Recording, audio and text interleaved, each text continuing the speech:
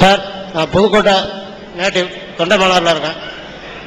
மோகன்ராஜ், முதல்ல நீங்க பேசினப்ப சொன்னீங்க பெண் உரிமைக்காக நாங்க எங்க இஸ்லாத் மூலமா ரொம்ப நிறைய செஞ்சிருக்கோம் அப்படின்னு.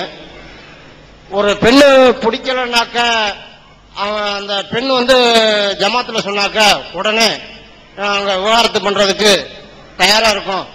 அப்ப அந்த மாதிரி அந்த அளவுக்கு உரிமை கொடுத்திருக்கோம் அப்படின்னு சொன்னீங்க.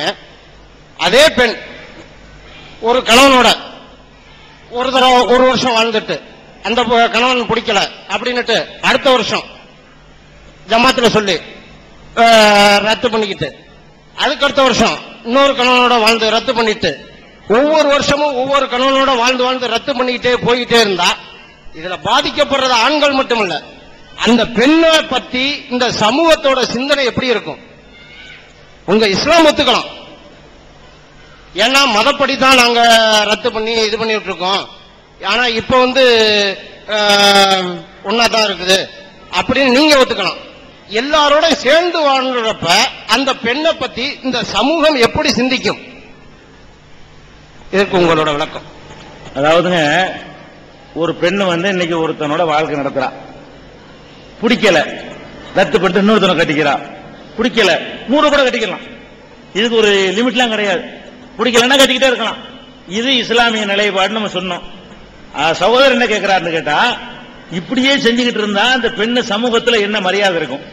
இப்படி செஞ்சா அந்த சமூகத்துல ஏத்துக்குருவாங்களா, ஒரு அசிங்கமா நினைக்க மாட்டாங்களான்றது ஒரு நல்ல ஒரு பார்வை. ஆனா அதுல ஒரு விஷயத்தை நீங்க கவனிக்கணும். ஒரு புருஷனோட வாழ்க்கை நடத்தக்கூடிய ஒருத்தி அவன் வேணாண்டு முடிவு எடுக்கிறான்னு சொன்னா ஆண் எடுக்கிறதை விட நியாயமான காரணம் கூடுதலா இருக்கும். ஏன்னா இல்லற வாழ்க்கையில ஒரு பெண்ணுக்கு போக போக ஒரு அவங்களுக்கு மார்க்கெட் குறையத்தான் செய்யும். ஒரு ஆம்பளையை பொறுத்த வரைக்கும் 65 வயசுக்காரன் 18 வயசு கண்ணியை கூட கல்யாணம் பண்ணிட்டு போயிடறான், கிடைக்குது, பண்ணிட்டு போயிடறான். அதுக்கு என்ன சொல்ல வர்றேன்னா, தயாரா இருக்கிற சமூகம். ஒரு 60 வயசுக்கார பொம்பளைக்கு 18 வயசுக்கார மாப்பிள்ளை கிடைக்க மாட்டான். அப்ப ஒரு பெண்ணை பொறுத்த வரைக்கும் வாழ்க்கையில ஒருத்தனோட வாழ்க்கைப்பட்டுட்டு பிடிக்கலன்னு சும்மா அற்பமான காரணத்துக்கு சொல்ல மாட்டான்.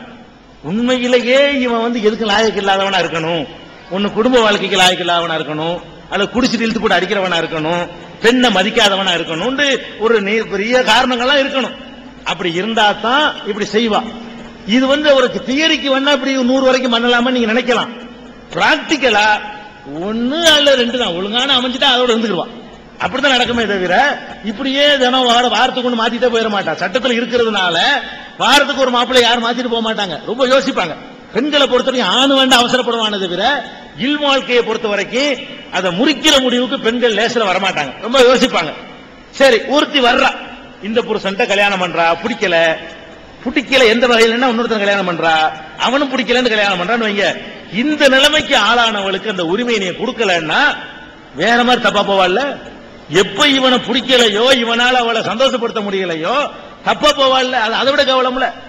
தப்பா போய் பல பேர்ட்டையும் பல மாறி போய்கிட்டு இருக்கிறத விட சட்டப்பூர்வமா எனக்கு மனைவி நான் புருஷன் அப்படின்னு இருக்கிறது கூடுதல் கௌரவம் தானே. அந்த இதோட கம்பேர் பண்ணி பாருங்க.